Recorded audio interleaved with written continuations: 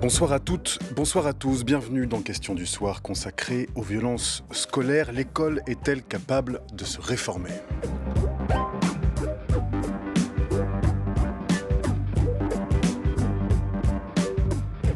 Difficile d'y avoir échappé aujourd'hui. 4 mois de travail, 40 auditions, plus de 135 personnes entendues et 3000 documents analysés. Le rapport de la commission d'enquête parlementaire sur les violences en milieu scolaire mises en place après l'affaire Betaram est dense. Il est précis, il met en évidence les nombreuses défaillances qui ont permis parfois pendant plus de 40 ans la perpétuation de crimes abjects sur des enfants par des adultes ayant autorité sur eux, en particulier dans les internats privés catholiques. Des violences physiques, des viols, des tortures également, le tout selon le rapport de manière arbitraire et systémique. Le constat est sans appel, donc l'école est malade de cette violence. Et le rapport rend hommage également aux nombreux témoignages, lanceuses, lanceurs d'alerte, collectifs de victimes qui luttent pour la reconnaissance de ces violences parfois depuis de nombreuses années. Mais alors, comment expliquer un tel tabou ? Où se situent les responsabilités ? Comment agir face à un millefeuille de dysfonctionnements parfois insidieux ou d'ordre culturel ?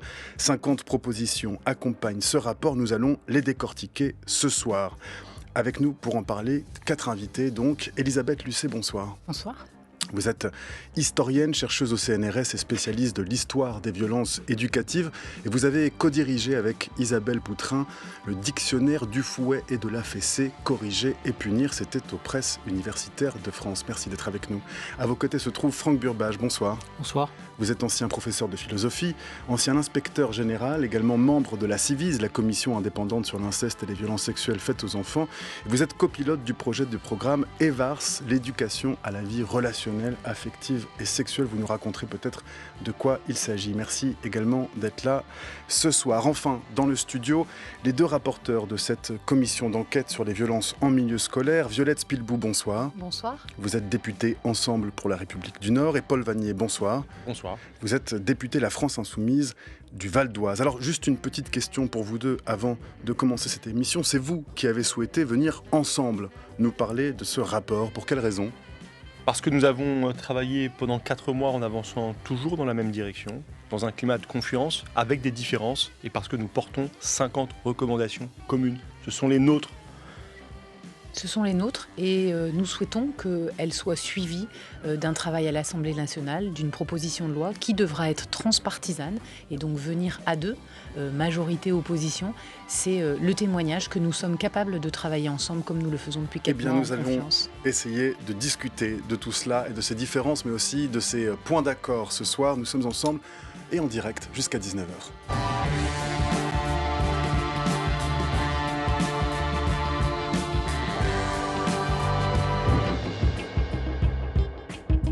Ce sont des agressions physiques, des sévices de toute nature, des humiliations et des attouchements et des viols sur des enfants âgés de 8 à 13 ans, perpétrés par 26 adultes, des prêtres, y compris directeurs et des surveillants laïcs. C'est aussi des élèves qui se sont livrés à des agressions sexuelles très graves, parfois en bande organisée.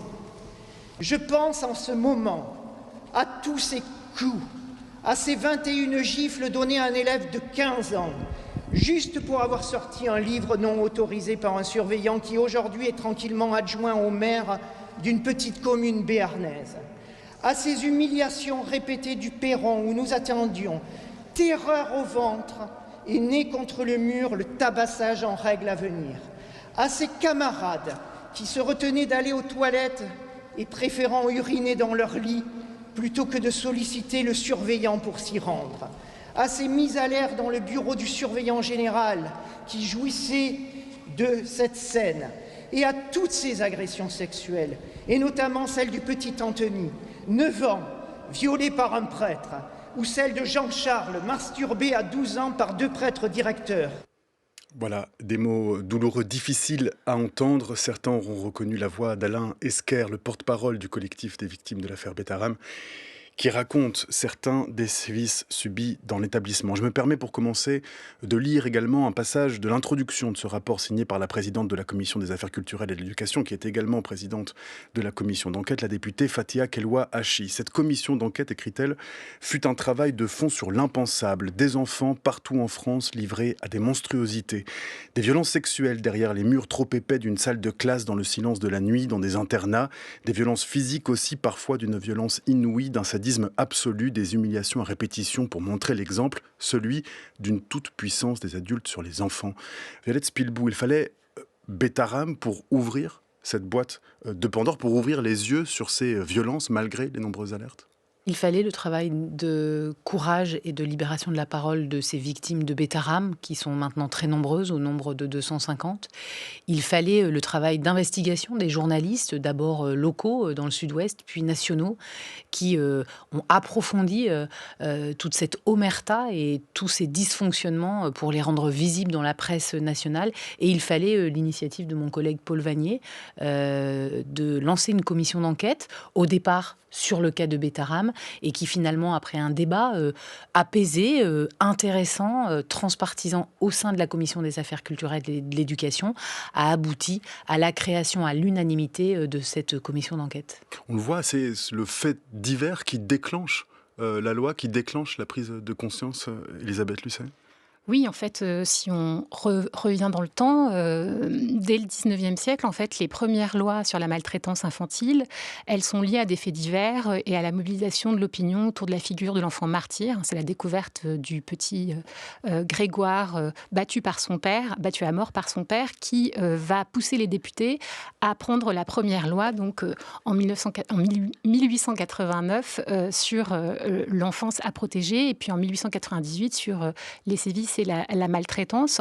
On peut aussi citer les années 30. Alors là, un autre type de violence, pas la violence familiale, mais la violence institutionnelle, dans les bagnes d'enfants, ces maisons de correction, où de nombreux scandales et de nombreuses morts sont dénoncés par la presse dans les années 1930. Et à chaque fois, en fait, ce sont ces mobilisations de la presse autour de faits divers et la mobilisation de l'opinion qui ont poussé le législateur à agir. Alors on verra si le législateur va agir, on en parlera tout à l'heure dans l'émission. Pour finir ce tour de table, Franck Burbache, je le disais, vous avez été membre de la Ciivise. Est-ce que cet aspect systémique des violences, comme ils sont décrits, ces monstruosités partout en France sur les enfants à l'école, est un élément que vous aviez déjà relevé dans les auditions à la Ciivise? Oui, c'est présent dans le rapport de la Ciivise. Ce qui est assez remarquable d'ailleurs, et ça rendrait optimiste, je ne sais pas, il ne faut pas exagérer, le chemin va être long, mais quand même, c'est les convergences qu'il y a dans les analyses et dans les préconisations. Ça veut quand même dire qu'on avance. Voilà, moi je tiens à remercier au nom de la Ciivise, elle a d'ailleurs fait un communiqué de presse aujourd'hui, la représentation nationale et votre commission en particulier. Je dirais c'est très important, et peut-être c'est très important aussi dans une République dont on sait qu'elle est marquée par le poids de l'exécutif, en Ve République, et là le fait que ce soit le législatif qui intervienne et qui prenne en quelque sorte son droit de vigilance. Et je crois que c'est d'autant plus important que par rapport à votre question initiale, est-ce que l'école peut se réformer? Moi j'aurais tendance à répondre oui. Mais le chemin est long et l'école est l'affaire de tous. Et donc si l'école peut se réformer, c'est à condition justement que ce soit dans un travail de réflexion et d'appropriation démocratique des difficultés. Et démocratique, ça veut dire les simples citoyens et citoyennes, ça veut dire aussi les victimes, les associations. Enfin moi, ce que je trouve extrêmement intéressant dans ce processus, aussi bien interne à la Ciivise et puis dans la commission d'enquête aussi, c'est la pluralité des voix. La pluralité des voix des spécialistes, mais aussi la pluralité des voix, ce qu'on pourrait appeler aussi les expertises profanes. La notion est venue d'ailleurs dans les années SIDA. Oui, quand les malades du sida ont été, non pas les médecins des médecins, mais quand ils ont été les partenaires des médecins pour inventer quelque chose qui, dans une situation d'embarras collectif, donc là il faut être lucide, il y a une situation d'embarras collectif, on a laissé filer, on n'a pas fait suffisamment, etc. Et donc ça requiert ce regard partagé. Et quand je dis le regard partagé, j'insisterai beaucoup là-dessus, il faut absolument inclure la parole des jeunes, il faut inclure la parole des élèves. Si on veut que ça réussisse, il faut absolument, jusque dans la manière d'aller inspecter, on en reparlera, il faut que les élèves puissent être présents et que leur parole soit écoutée, qu'ils soient victimes évidemment, mais aussi qu'ils aient un regard sur l'ensemble du système. Vous parliez du système scolaire, leurs paroles comptent beaucoup. L'école, bien sûr, mais aussi l'État, mais aussi les gouvernements, mais aussi les parents d'élèves. On va voir comment, à chacune de ces étapes, il a été possible, en réalité, de reproduire l'impensable. Vous parliez aussi des expertises profanes. Et je me permets juste de lire 2 extraits de témoignages qui apparaissent dans le rapport. Alain Esquer, encore lui, qui se demande quels adultes serions-nous devenus sans Bétaram. Didier Vincent, du collège Saint-Pierre, lui, qui dit « Enfin, à 61 ans, je vais peut-être réussir à vivre ma vie convenablement ». C'est dire l'ampleur de la dévastation que causent ces violences sur les enfants. Paul Vanier, il y a un autre élément central du rapport, j'aimerais que vous fassiez réagir là-dessus, c'est la loi du silence, c'est l'omerta des adultes. Quel pouvait être l'intérêt des adultes et des parents d'élèves à camoufler des actes qui étaient des actes tournés d'abord contre leurs propres enfants?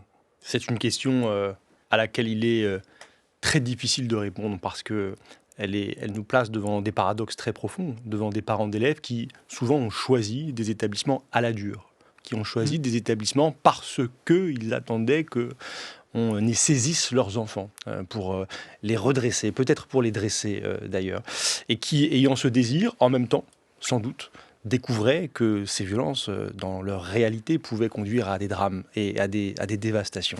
Et on l'a vu quand nous avons saisi à Bétaram, dans les archives, des courriers, des écrits, des comptes rendus de conseil d'administration et qu'on lit, des témoignages de parents d'élèves.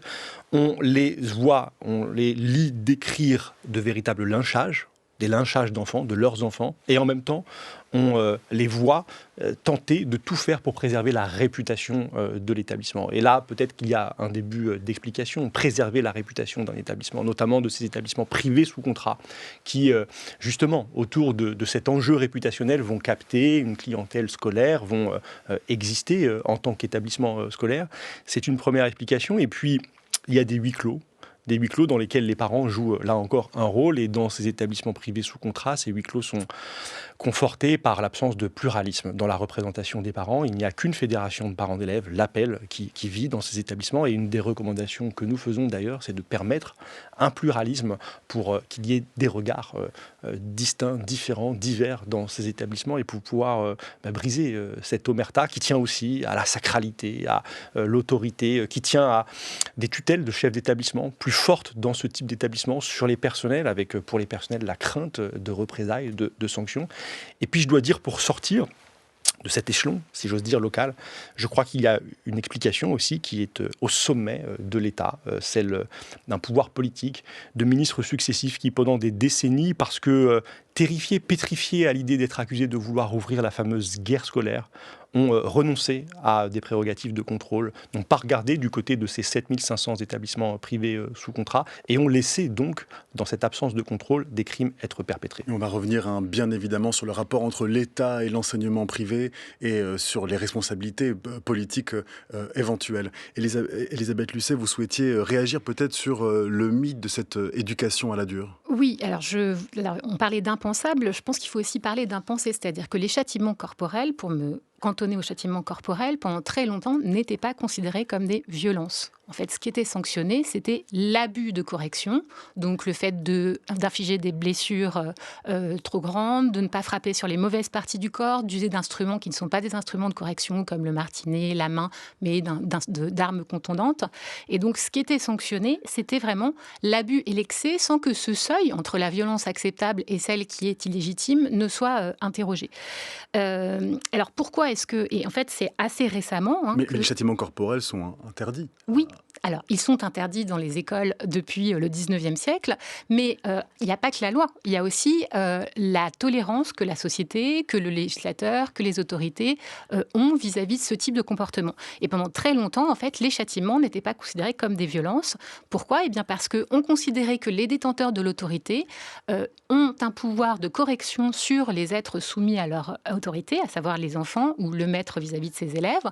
Et ces violences, elles étaient légitimées à la fois par la société, les autorités politiques et ecclésiastiques, parce que le but de cette violence, c'est une violence qui était qualifiée d'acceptable et même de souhaitable, parce qu'il s'agissait d'inculquer les normes de bon comportement. Et donc on avait un partage des rôles avec d'un côté la famille, le père de famille, enfin le pater familias, qui éventuellement délègue ses pouvoirs au maître, et puis de l'autre, l'État, et qui fonctionne de consort. En fait, on élève les enfants à la dure, on leur apprend à devenir de bons enfants, des enfants disciplinés, et ensuite ils deviendront de bons sujets et de bons citoyens.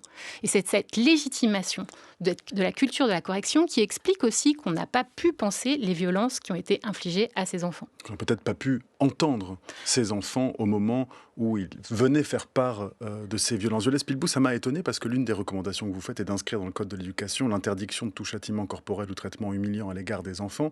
Est-ce que ça voudrait dire qu'il n'est pas encore interdit dans le Code de l'éducation d'effectuer des châtiments corporels ou des traitements humiliants sur des enfants? Effectivement, ce n'est pas écrit et il nous a semblé très important que ça le soit. D'abord pour la reconnaissance des victimes passées et pour la protection des potentielles victimes futures.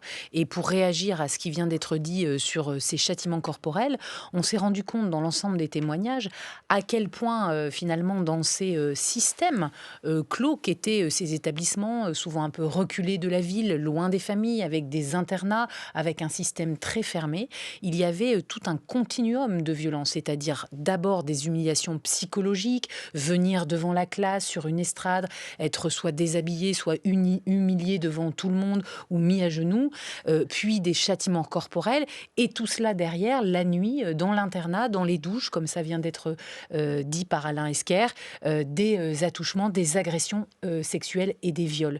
Et je crois que les parents, pour une grande partie, vers qui l'enfant se tournait en lui disant « j'ai fugué » ou alors qu'il fuguait ou qui venait se plaindre des violences, les parents remettaient l'enfant après le week-end en disant de toute façon c'est que tu l'as bien mérité, tu dois être un bon enfant, sans certainement imaginer à quel point ces humiliations étaient répétées d'une violence rare, voire même dans certains autres établissements comme au village de Riaumont, c'était des travaux forcés la nuit, de l'esclavage d'enfants.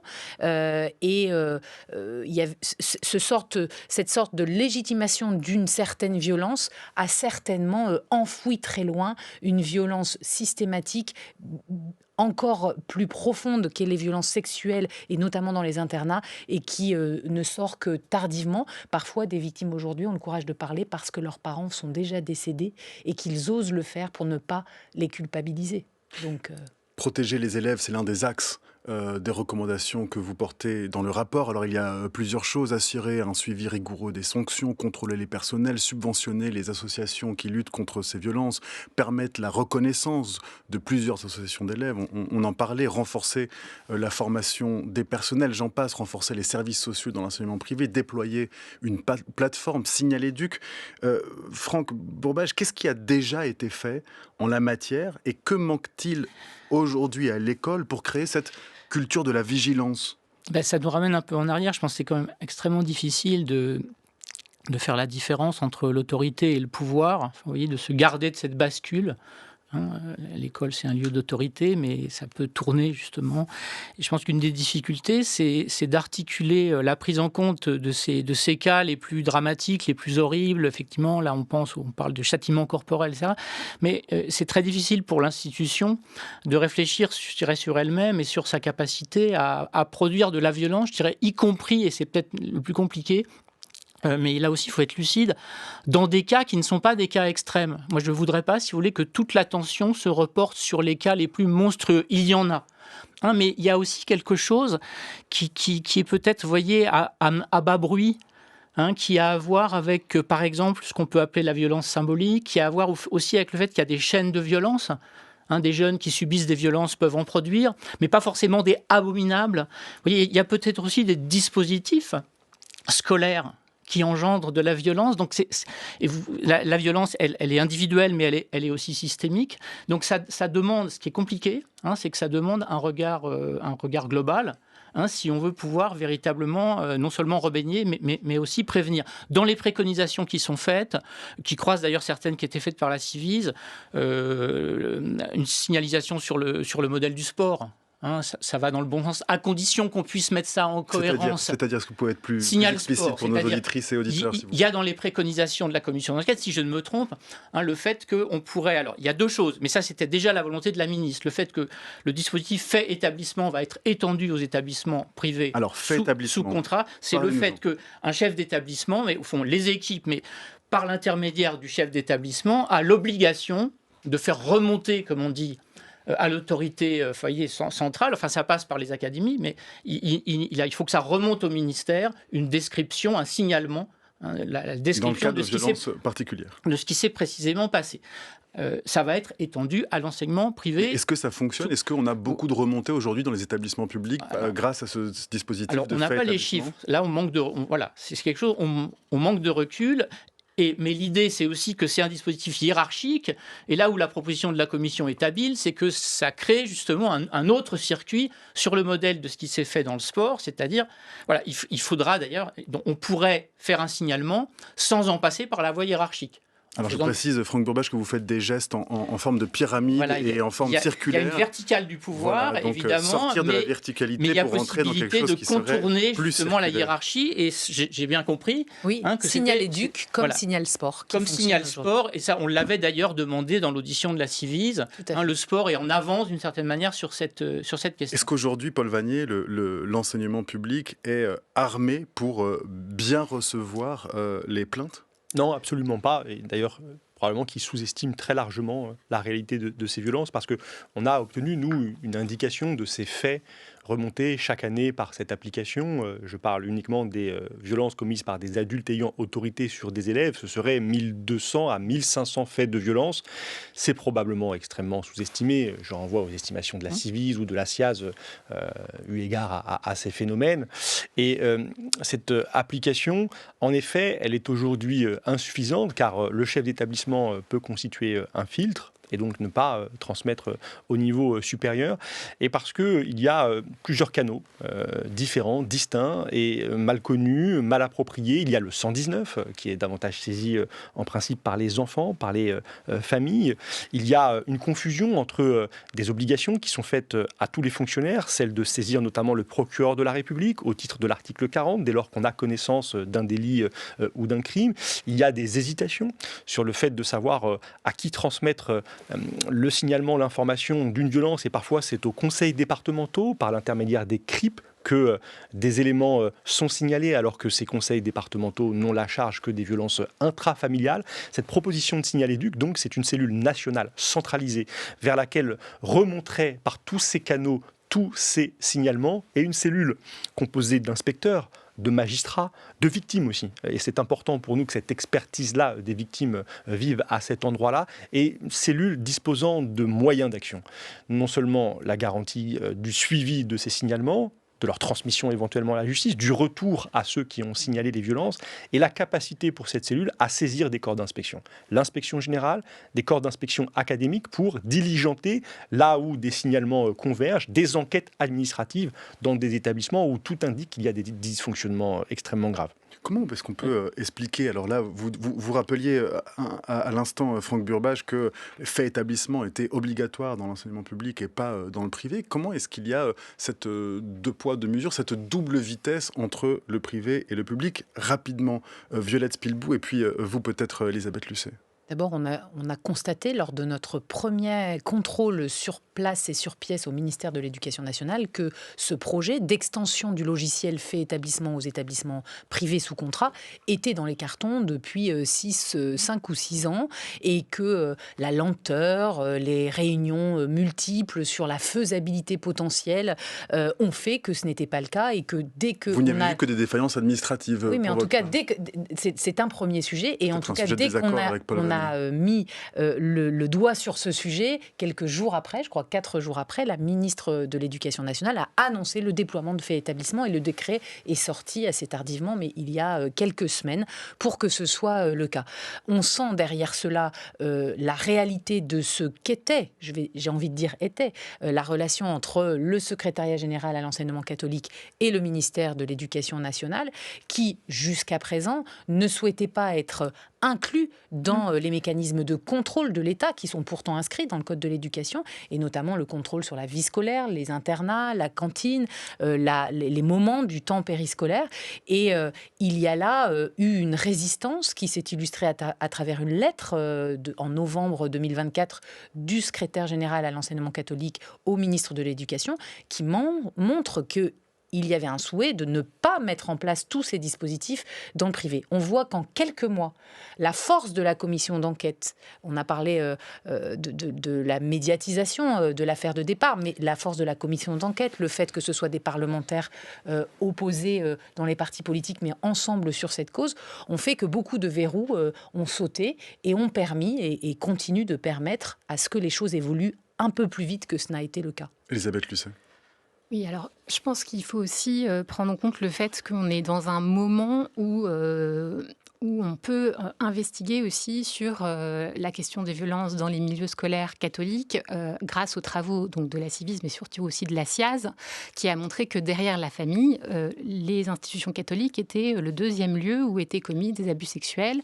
Et alors moi, je ne suis pas spécialisée. Alors, je précise, si on parle de l'enseignement privé catholique, c'est parce que c'est 96% de l'enseignement privé. Peut-être. Et pourquoi alors et pour revenir à la question de savoir pourquoi ce seraient des lieux qui seraient plus propices à ce type de violence, donc là encore je m'appuie sur les travaux de la SIAZ, c'est à la fois un rapport à la culture de l'obéissance et à des enseignants qui sont souvent des prêtres, avec une figure ça a été dit, une figure qui est sacralisée et qui rend beaucoup plus difficile pour celui qui est victime et pour ses parents qui sont à la fois donc des parents, des élèves, mais aussi des fidèles dans une foi catholique, de remettre en cause le magistère du prêtre et sa sacralisation qui est une lente construction depuis le Moyen-Âge.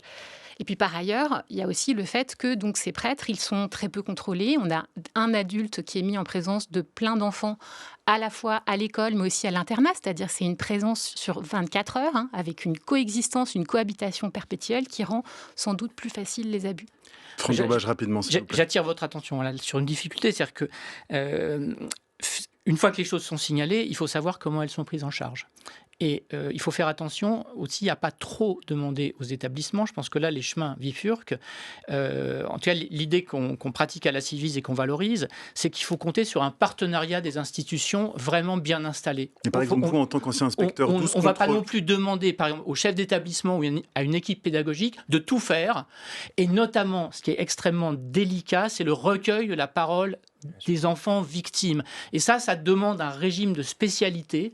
Et donc, mon inquiétude, si vous voulez, c'est que tout d'un coup, l'établissement scolaire doivent tout faire. Et donc là, il faut être très attentif à ce que police, justice, vous voyez, tout ce qui est le pôle infirmière scolaire, mais aussi psychologue, puisse prendre sa part, mais aussi qu'on ait un régime de complémentarité institutionnelle qui fasse que l'établissement scolaire puisse compter sur une chaîne de responsabilité avec les compétences professionnelles requises. Par exemple, recueillir la parole, moi, je n'en suis pas capable, et même une infirmière scolaire, sauf si elle a une spécialisation à mettre en place, mais il faut donc être extrêmement attentif, et je crois que les chefs d'établissement s'en sont émus un peu l'autre jour en disant « ça va encore retomber sur nos épaules et sur l'épaule de tous, donc il faut plutôt jouer ». Or, dans notre pays, on sait bien que les services psychologiques, de psychiatrie, depuis des années, ils demandent des moyens, et qu'ils ne les ont pas, et qu'ils nous alertent, alors que c'est eux la compétence pour ces affaires. Paul Vanier, en un seul mot, est-ce que vous avez chiffré ces recommandations ? Parce qu'évidemment, tout ce qu'est en train de décrire Franck Burbage, et vous avez tous acquiescé de la tête, coûte énormément d'argent. Pas tant que ça. Pas tant que ça, notamment parce que dans le budget...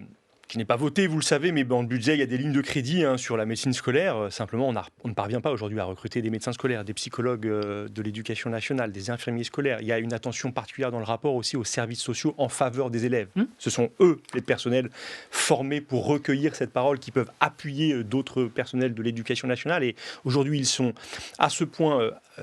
insuffisamment nombreux que dans le premier degré, par exemple. Leurs interventions sont absolument exceptionnelles. Donc nous faisons face à des déserts médicaux, à des déserts de présence humaine et de personnel formé et qualifié. Évidemment, il y a une question de moyens, même si beaucoup de nos recommandations pourraient aussi être rapidement mises en œuvre sans moyens considérables en vérité. Et à des déserts de silence. France Culture, Question du soir. Matteo Caranta. 18h44, vous êtes bien à l'écoute de France Culture. Nous sommes ensemble jusqu'à 19h pour une émission consacrée ce soir aux violences en milieu scolaire avec Franck Burbage, ancien inspecteur général, membre de la Civise, Elisabeth Lucet, historienne, chercheuse au CNRS, et les deux rapporteurs de ce rapport, Paul Vannier, député La France Insoumise du Val d'Oise, et Violette Spilbou, députée Ensemble du Nord. Alors, 16 recommandations sur les 50 recommandations concernent les inspections. C'est près d'un tiers des recommandations. Est-ce que c'est là, dans l'organisation des inspections et la manière dont elles sont menées, que se trouve le nœud des défaillances, Violette Spilbou ?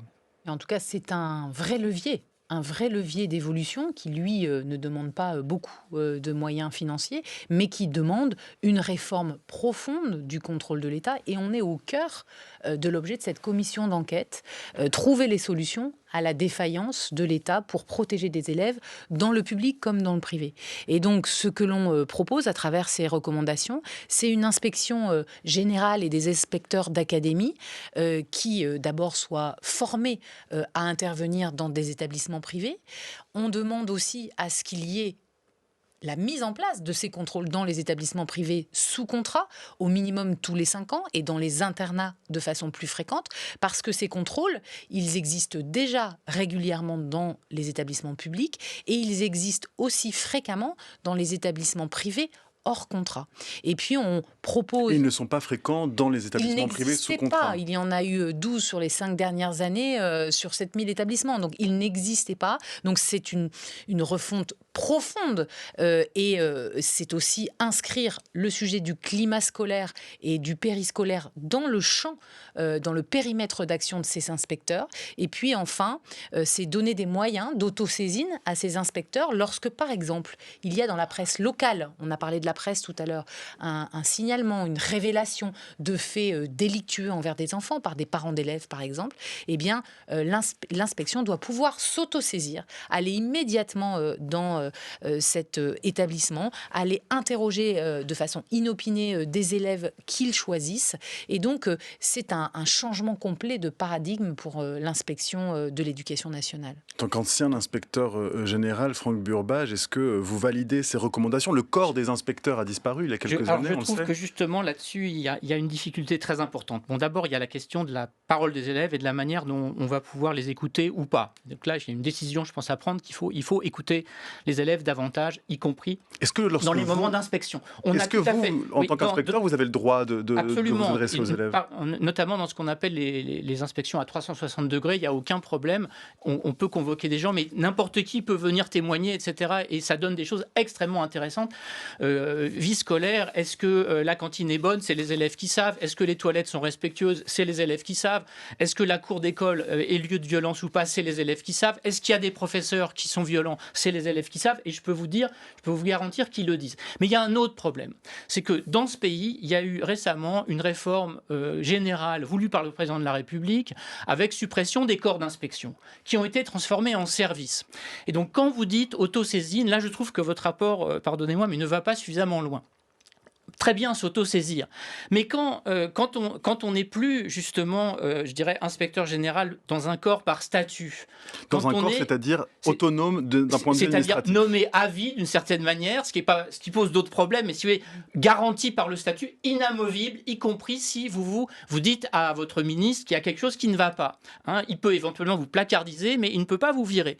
Donc, or, dans ce pays, il y a eu suppression des corps d'inspection, remplacement par un service, avec des nominations qui sont des nominations de faisant fonction, recrutées à moindre coût et pour 5 ans, et à qui on dit peut-être un deuxième mandat de 5 ans si votre manière de servir. Donc comment voulez-vous que dans des conditions comme ça, qui sont des conditions structurelles, il y ait la garantie d'une indépendance profonde ? Donc moi, il me semble que votre rapport pose la question d'une éventuelle réforme de la réforme.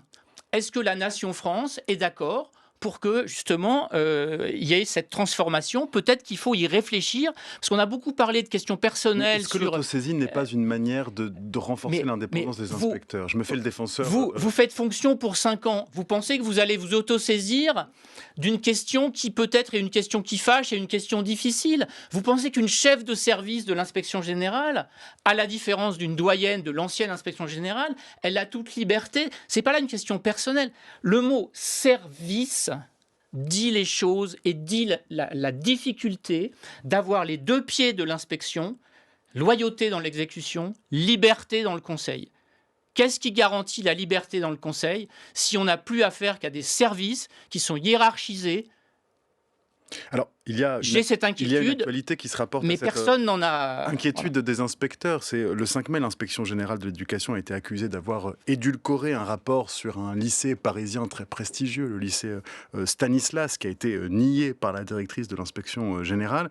Est-ce que vous entendez ce que dit Franck Burbage, Paul Vanier? Il faudrait donner plus d'indépendance, plus de liberté aux inspecteurs? Bien sûr que je l'entends, et les questions que vous posez, M. Burbage, moi je les ai posées, notamment à Jean-Michel Blanquer, qui est celui qui a fait cette réforme, parce que notre préoccupation commune est en effet celle de l'indépendance, de l'inspection générale, des corps d'inspection en général. Mais je dois dire que moi je partage votre diagnostic, mais je dois dire qu'il ne me paraît pas suffisant, car à propos de Stanislas, les inspecteurs généraux qui se sont rendus dans l'établissement, qui ont rendu un rapport très précis, accablant pour l'établissement, sont membres du corps des inspecteurs généraux, ce qui n'a pas empêché la chef de l'inspection générale, qui est aujourd'hui la numéro 2 du ministère de l'Éducation nationale, Madame Caroline Pascal, d'ajouter, sans leur accord, mais en leur nom, un paragraphe à la lettre de transmission de ce rapport. Elle est importante, cette lettre de transmission, parce qu'elle vaut conclusion, synthèse officielle, et ce paragraphe de conclusion de la chef de l'inspection générale dit tout le contraire du rapport, dit qu'il n'y a pas d'homophobie, pas de sexisme, pas d'autoritarisme dans cet établissement, alors qu'il y en a de façon accablante, de façon systémique, et avec des conséquences très grandes pour des élèves. Donc oui, nous constatons à travers cette étude de cas que cette inspection générale, la question de son indépendance aujourd'hui est posée, et cette préconisation de l'autosaisine, elle va dans une perspective qui donnerait à des inspecteurs généraux découvrant une situation la capacité, la prérogative d'aller plus loin, d'aller au bout. Je donne un exemple, là encore, autour de Stanislas, une des inspectrices générales souhaitait aborder des enjeux financiers, du fonctionnement financier de cet établissement. Elle n'a pas pu le faire parce qu'elle a été interdite de le faire, et il y avait peut-être là des choses à investiguer justement. Comment est-ce qu'on explique la réticence du politique, la réticence parfois du ministère lorsqu'il s'agit de contrôler les écoles Élisabeth Lucet? Est-ce que cette frilosité-là, elle se retrouve? Est-ce que c'est un fait constant sur les inspections, sur le rapport de l'institution aux violences?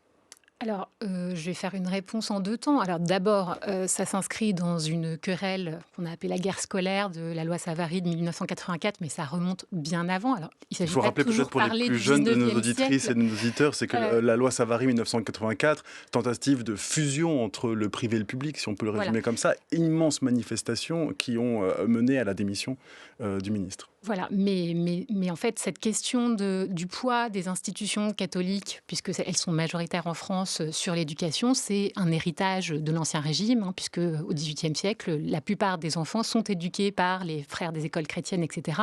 Et donc, dans ces écoles, la punition corporelle est légitimée, ne serait-ce que par la Bible.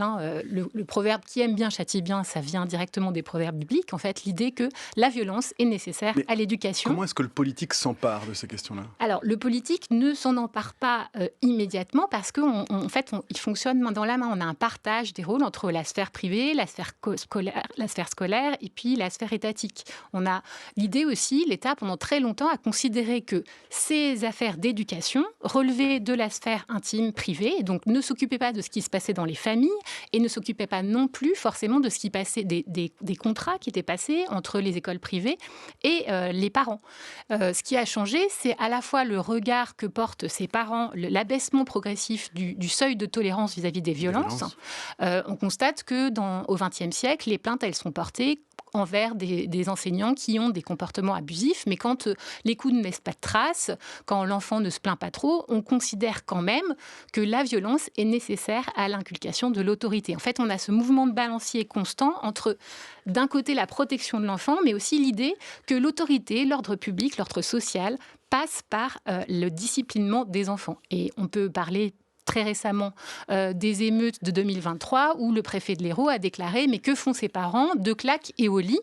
Donc la société, elle oscille entre cet impératif de protection des enfants, mais aussi l'idée qu'une société ne fonctionne que si l'autorité est rétablie, existe, et donc si on discipline les enfants. Elisabeth Lucet, je me permets, avant que vous réagissiez, Franck Burbage qui sautille presque sur sa chaise, je me permets de reciter les mots de la présidente de la Commission des affaires culturelles et de l'éducation, qui parle de la toute-puissance des adultes sur les enfants. On parle aussi d'infantisme, c'est le mot élaboré, érudit pour en parler. Est-ce que c'est de ça qu'il s'agit ?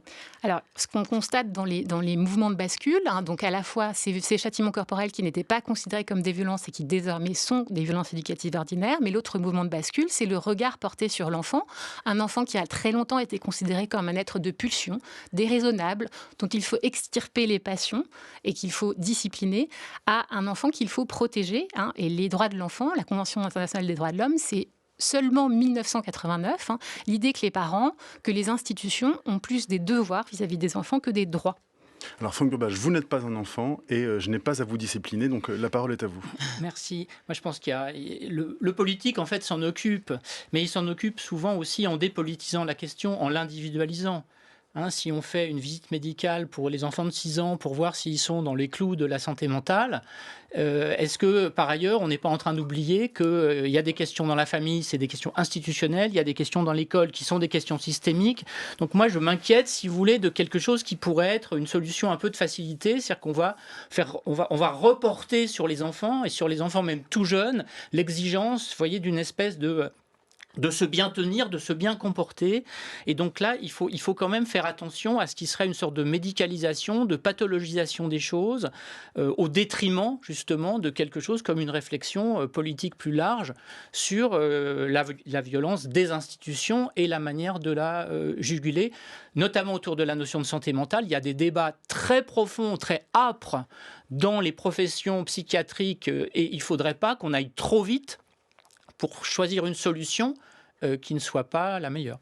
Il y a un nom qui n'a pas été cité dans cette émission, c'est celui de notre Premier ministre François Bayrou, ministre de l'Éducation nationale de 1993 à 1997, président du Conseil général des Pyrénées-Atlantiques, mis en cause dans l'affaire Betaram à plusieurs niveaux. Quel est l'accompagnement du gouvernement ? Je m'adresse à vous deux, peut-être vous en tant que membre de la majorité. Quel est l'accueil du rapport qui a été fait par Elisabeth Borne ? Elle a eu des mots pas forcément gentils, on va dire, vis-à-vis du travail effectué pendant la commission d'enquête. Comment est-ce que ça s'articule ? Vous parliez tout à l'heure de vouloir transformer ce rapport en projet de loi. Quelle est la perspective concrète, législative que vous attendez de ce rapport ?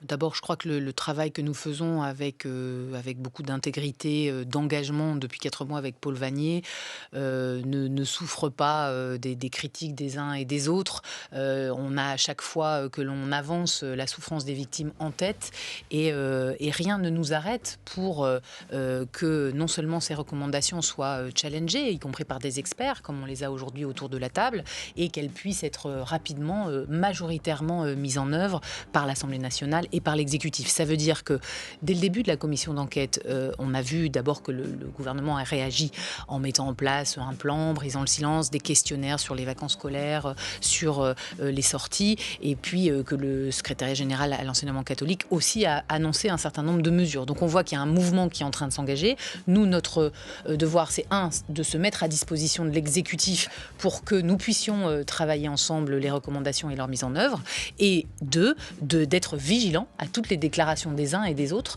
pour suivre cela à l'Assemblée nationale et faire en sorte que les promesses soient tenues. Eh bien, nous le suivrons sur France Culture et je me permets, avant de vous quitter, de recommander un livre, une enquête, Tableau noir, de la journaliste Aude Loriot, qui fait la lumière sur un autre type de violence, celle-ci plus taboue encore peut-être, c'est la violence sexuelle exercée entre enfants, notamment à l'école. Merci à vous quatre d'être venus parler de ce rapport de la violence en milieu scolaire. Elisabeth Lucet, historienne chargée de recherche au CNRS, Franck Burbage, ancien inspecteur général, Violette Spilbou, députée Ensemble du Nord, et Paul Vanier, député La France Insoumise du Val d'Oise. Merci beaucoup d'être venu dans cette émission. Quant à nous, on se retrouve demain pour une autre émission qui portera sur l'Iran. Y a-t-il une alternative crédible à la République islamique ?